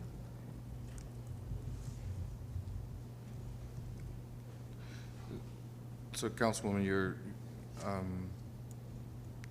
your question was to defer it until we can get response back from there? Yeah, until all parties have reviewed it, and then when it's ready to be approved by the council, then the council can approve it. A lot of things we've been asked to approve lately, it comes to the council, it's, to be renegotiated after the fact, and sometimes it comes back and sometimes it doesn't, and I don't know that we always see the final version. That's the only reason I'm suggesting that way. I would ask, Madam Attorney, has the Mableton Development Authority asked for it to be deferred or held off, or if we had any conversation with them specifically about the IGA as it relates? So I've told the chairman that it's coming, and I copied him on the email when I sent it to his attorney, the board's attorney, but they have not asked me to defer. But that being said, I don't know if the attorney has had really meaningful opportunity to even pay attention to the email because he has not had it a long period.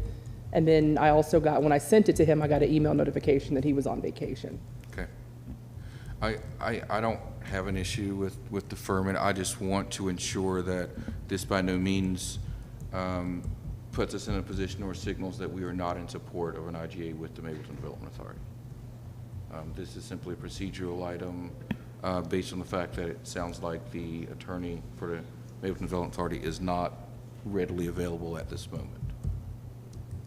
That's correct. So your option would be to give the mayor the authority to execute or either to defer until next meeting.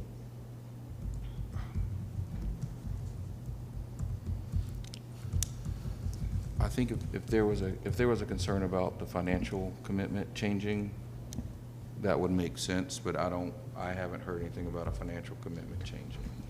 Yeah, the financial portion is already been voted by Yeah. council, and that's non-negotiable. Well, so actually, you approved it, but you don't have an agreement with them, so you can technically, you're not obligated, but this agreement would obligate you to make the expenditure. But you Only- have approved administration to make the expenditure. Okay. Going back to our projected spending plan, it's in it? All right, we can go forward. Okay. All right. Yeah, good question. I will make a note. I believe under community development, we have a pretty healthy contracted services. It was about 750, and we're expecting the comp plan was around 5. So we had an extra buffer in there, and this would kind of be covered in there. Thank you. With that being said, I'd like to entertain a motion for consideration and approval of a resolution authorizing the mayor to execute an IGA between Mableton Development Authority and the city of Mableton. And it's actually not, it should not be a resolution, that might just be a, I intended to take that word resolution out. We thought it was going to be a resolution, but it's just a matter An of, IGA. yeah, So an when approval in substantial I form. will Because correct it's- that. It's a contract, basically, or agreement. Yes, that's correct, it is a It's an contract. agreement, not a resolution, yes. So I'll reiterate my ask here. I'll entertain a motion for consideration and approval authorizing the mayor to execute an IGA between the Mableton Development Authority and the city of Mableton. Then we have an additional clause? Yeah, in substantial form would Yes, require that it be substantially similar to what you have viewed tonight. Okay. I'd like to make a motion for the consideration and approval authorizing the mayor to execute an IGA between Mableton Development Authority and the city of Mableton, and also authorizing the mayor to finalize and execute in substantial form. I second. Thank you. Motion's been duly made and seconded. All those in favor of the consideration and approval of the IGA between Mableton Development Authority and the city of Mableton, please say aye. Aye. All those opposed say nay. The ayes have it. Thank you. We will move forward on that, and hopefully the attorney will be back in touch with us very soon. Yeah, it said his vacation ended today, so I anticipate he'll get back with me fairly quickly. Call him on the way. Okay. Before we move on from this item, a lot has been said about the Mableton Development Authority. There was an article that came out in the Mableton Development, that came out in the Mary Daily Journal last week. But I want to take a moment and recognize our State Representative Terry Cummings, who was here today, who was instrumental in helping to make this happen. Getting something.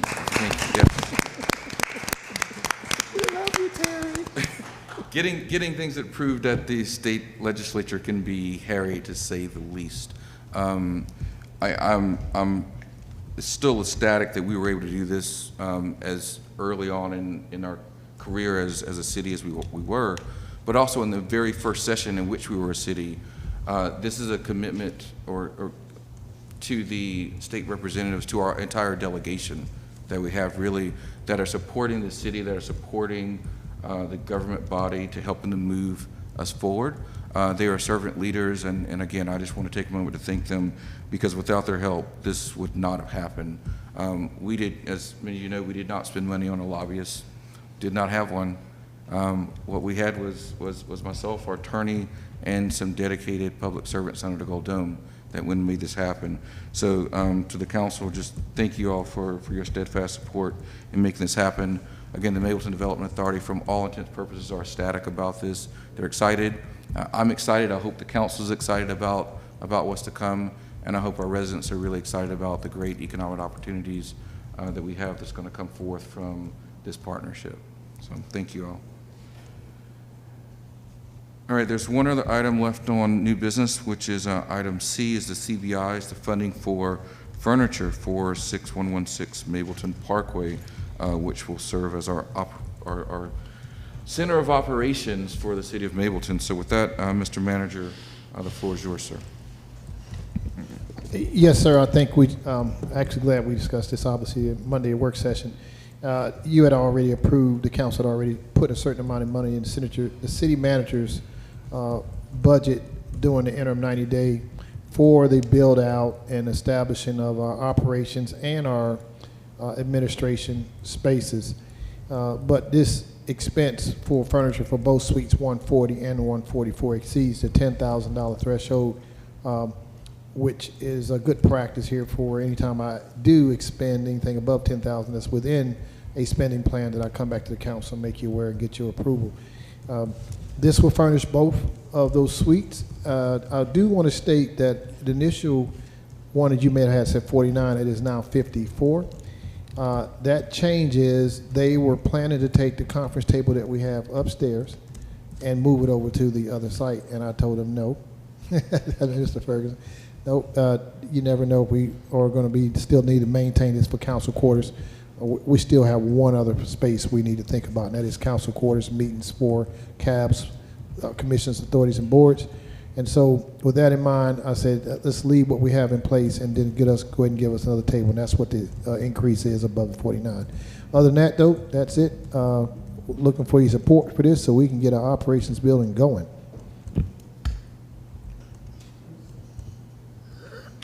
Thank you for that, Mr. Manager. I know, I think Monday during our work session, we talked about the concerns about shipping and timelines around that. I'm assuming that this item here is specifically for furniture.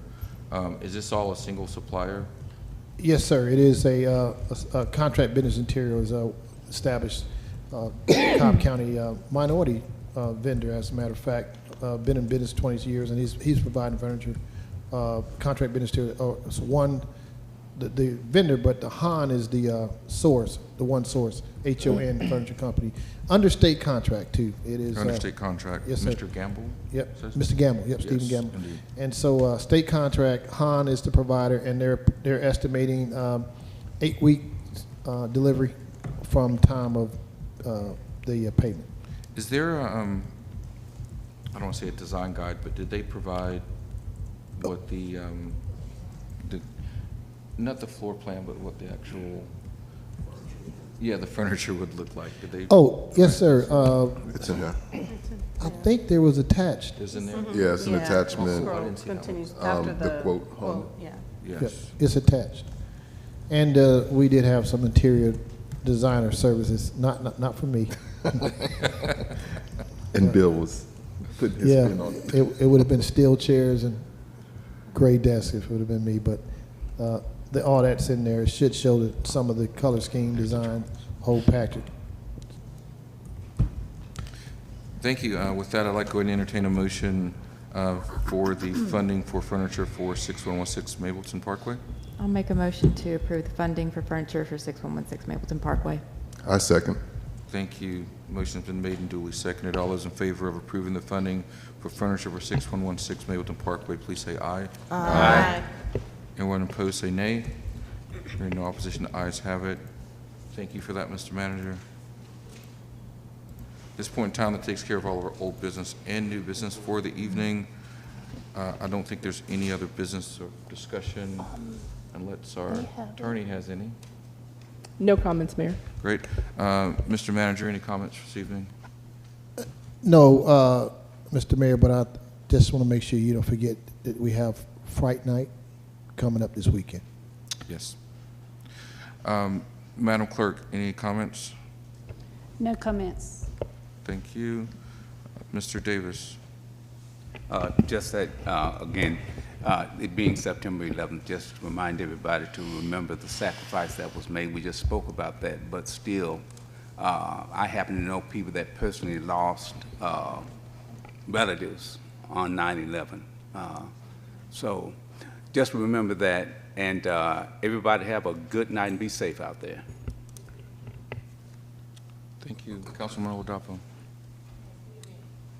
Good evening, everyone. It's great to see your faces tonight. Just a few things I want to highlight. I was here at the Epicenter, I think, last Friday, and I saw the PNC mobile branch bank, and there wasn't anyone there. So I wanted to highlight that during this meeting. Let's remember that they're always there every other Friday from 10 a.m. to 3 p.m. for one-on-one banking, mobile ATM, and branch services. And again, want to thank our very own Rep Cummings for helping to bring that to our community. So let's patronize them and make them feel welcome. And another thing I want to flag is the TPL, the 14 acres on the corner of Mableton Parkway and Discovery Boulevard. TPL, who is the company, the trust who bought it, is having an event, a festival, sort of a get-together for families in the community, just for us to get together for a fall movie night, trick or treat, trunk or treat situation. That is coming up in October, I believe, and I'll share a date once they have it, but just wanted to flag that, to keep that in mind. I think is going to be a great way for us to get together and introduce residents to the park as it comes together. All right, well, thank you for your time tonight, and have a wonderful drive home. Thank you, Councilwoman Jeffcoat. Hi, good evening, everyone. Thank you all again for coming out and always supporting us. I do want to highlight specifically for those who lost loved ones during 9/11. I can't believe it's been 23 years ago. You know, my prayers and thoughts go out to the family and to the first responders, especially those within our community who are committed and who help us day to day. It's well appreciated. It was great to see them come out and for us to have a proclamation and to honor them. And then lastly, I want to say happy birthday. Deborah had a birthday last week, so happy birthday, Deborah. Happy birthday, Deborah.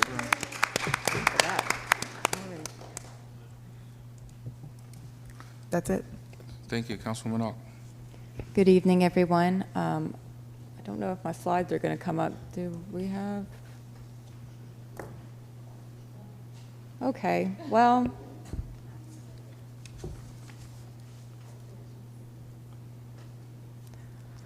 All right, well, I guess I won't be showing my slides. I just made those for nothing. I was going to recognize one. We had a couple litter cleanups in District 4 this past weekend. I want to thank the Vining Cove homeowners who helped clean Buckner Road, the volunteers at Heritage Park who helped clean up Nickajack Creek, and for Boy Scout Troop number 22 who cleaned Cooper Lake Road. I really appreciate all the services of our volunteers who helped keep District 4 looking beautiful.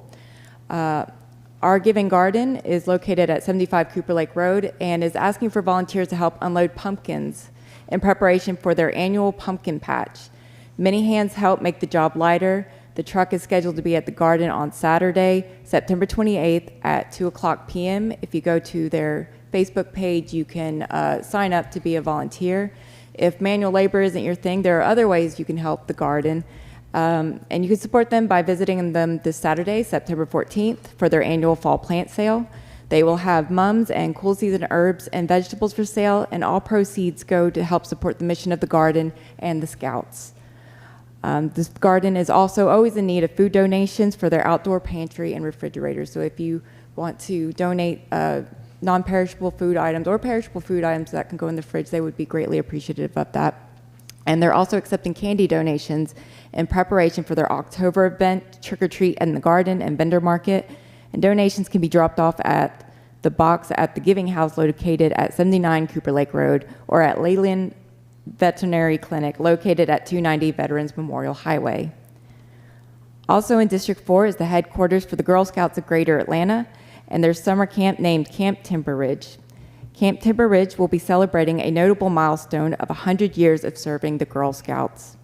This event is open to everyone in the community, and the Girl Scouts invite you to experience this very special place right here in Mableton in District 4.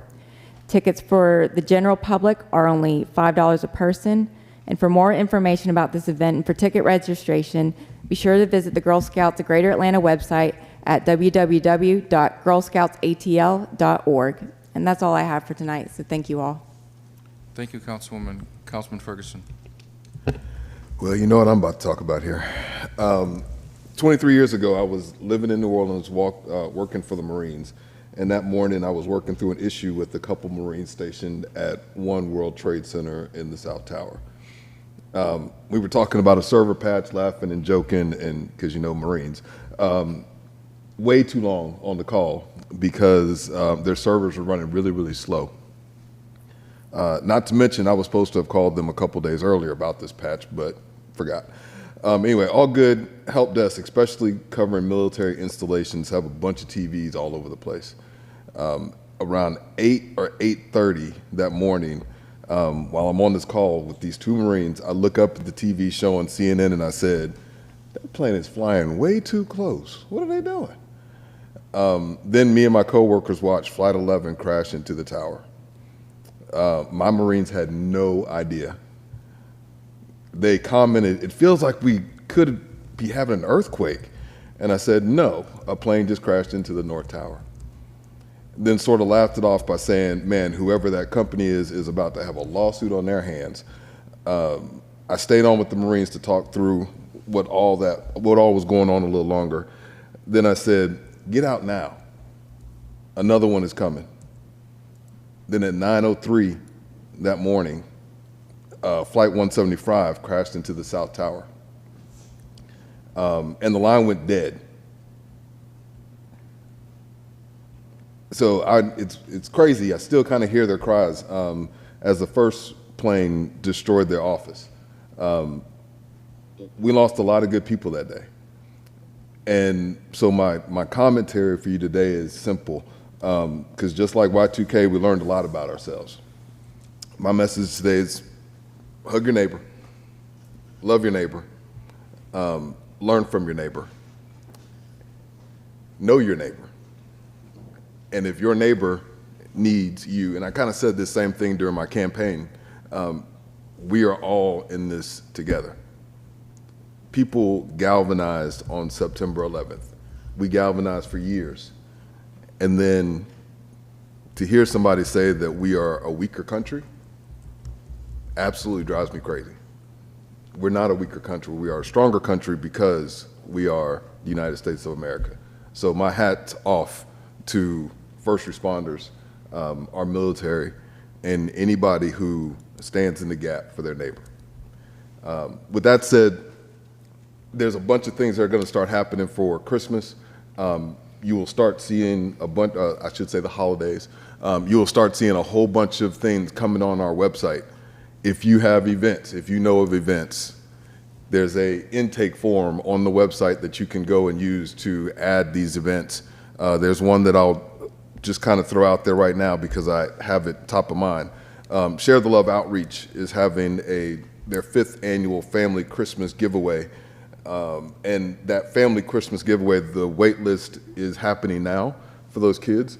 And it's basically underserved kids who give a wish list. And then on that wish list, they go and solicit folks to come purchase things for that wish list so that the kids can come in and then pick up the item at some point. So I encourage you, when I put the information up there on the website, to go click through the links and just understand what's going on with it, and love your neighbor. Ma'am. Thank you, Councilman. Councilwoman Herndon. Thank you. I don't have any comments tonight. Thank you. Mr. Mayor, Ms. Auk had some slides there of it. Oh. You're it. You want to flip through them? I already did my announcement. It's okay. Okay. Thank you. I don't want to do it twice. Everyone's tired. I am too. So I'm going to spare you guys. Thank you, though. Everyone's tired. It's 8:30 and we're about to end a council meeting tonight. Yeah. We need to see your pictures. I like this. Are you sure? It's still early. We'll flip through it quick. Flip through it. Have it on Go ahead, just, Lily. Flip through. I'm not going to go through it. It's going to be there, just the information. You're going to have to pause it on the video. Let's flip through them. All right, flip. Oh, everyone's beautiful. Great photos. Next one. All right, our Giving Garden Pumpkin Patch, September 28th. Some more information about how you can help the garden. It's fine. And the girls, this is the campus of Camp Timber Ridge. It's beautiful. So if you can attend, and there's the website. So that was the abbreviated version. So thank you, Lily. All right, I'll close us out with a couple items. First one, I just want to thank those folks that came out to our first Food Truck Friday. Last Friday, it was it attempted to rain on us. It did rain on us, but there was many folks that still came out and had a fantastic time. I look forward to having many more people come back out at our next Food Truck Friday. It's taken us a while to kind of get this happening. We wanted to actually start this in the spring, but timing is everything. So For the people that came out, I definitely do appreciate it. We look forward to having more people back out on October 4th. It's at the Mableton Town Square, Mableton Elementary School.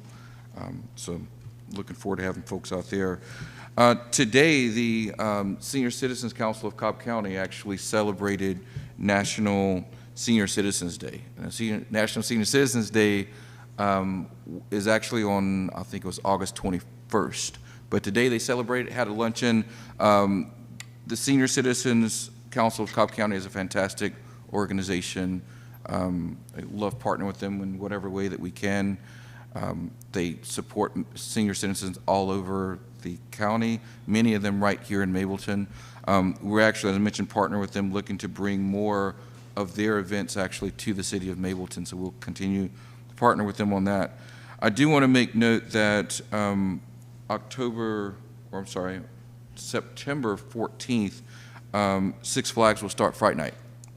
And I will begin this by saying I enjoy going to Six Flags. I was just there this past weekend where I took my daughter for her 13th birthday. She had a birthday party at Six Flags. I did have the chaperone policy, which is in effect at Six Flags. So I got the opportunity to chaperone 12, 13, and 14-year-olds, 10 of them in total, through Six Flags. So I continue to say it's a safe, fun environment to go to. The chaperone policy is there for a reason, however, and it is being enforced. So if you aren't familiar with it, take the time to go to their website to get familiar with that policy. I do bring this up to say that there are 2 times historically that there's been issues at Six Flags. One was opening day, and then during Fright Night. At our Monday meeting, our work session, we had the honor of having Major Hurst, who's commander of Precinct 2, come in, and he spoke with us a bit about things that have happened over the course of the summer and now into the fall, as Six Flags has been a tremendous partner in executing a lot of things that we had talked about earlier in the year, that we said needed to happen, improvements that we wanted to have happen.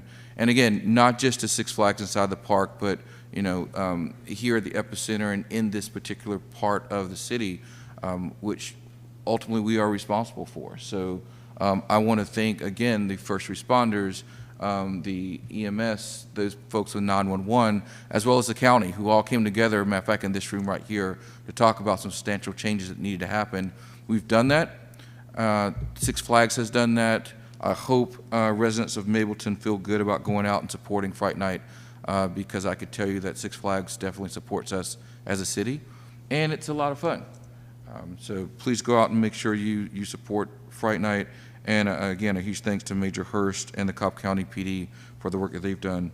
Lastly, I'll just end with, there was a lot of discussion tonight about 9/11. I'll end the same way I begun. I think most people remember where they were on that fateful day. And a lot of lives were changed. A lot of lives were lost. Families were changed. The way that America functions changed since then, right? Department of Homeland Security, DHS, CISA, all the way down to local governments and the way that local police departments run were all changed because of that event. I'll also say it's not only in the hearts and minds of first responders and their families, but 9/11 also started 2 decades of war.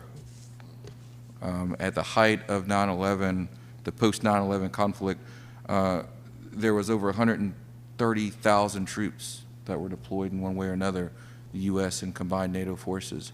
So it truly is a defining moment in American and world history, and I continue to every day be thankful for the first responders and all those who gave their lives, both responding that day and the days after, but also the 20 years that went on since then through conflict. So with that said, thank you. I appreciate it. I do not believe we have a reason for executive session tonight. So with that being said, ladies and gentlemen of the council, I would like to entertain a motion to adjourn. I'll entertain a motion to adjourn. Thank you. Do I have a second? I'll second. Seconded by Councilwoman Hawk. All those in favor of adjournment, please say aye. Aye. All those All those who'd rather not, please say nay. Nay. No, I'm just kidding. I didn't say anything. Only Strike that, Madam Clerk. All right. I said not a word. With that being said, we are adjourned. Thank you, ladies and gentlemen. Thank you, everyone.